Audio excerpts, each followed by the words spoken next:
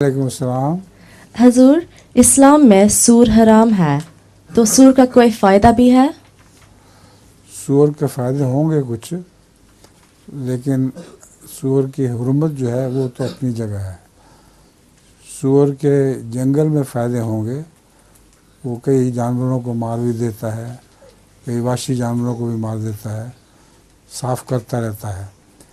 और एक उसका फ़ायदा ये है कि खेतों में हल चला देता है। उसके जो सी निकले हुए होते हैं ना, उससे वो खेतों के अंदर खूब हल चलाता है। एक दफ़ा सूअर फंस जाए तो बेहतरीन हल हो जाता है वो।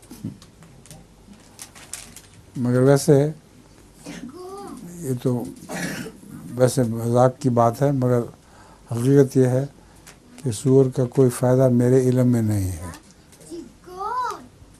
सिर्फ खुदा ताला ने हमारी शनाख्त की है कि हम अल्लाह ताला की फरमाबरदार हैं कि नहीं। जिन चीज़ों को वो हलाल करता है वो खाते हैं, जिन चीज़ों को मना करता है हम वो नहीं खाते।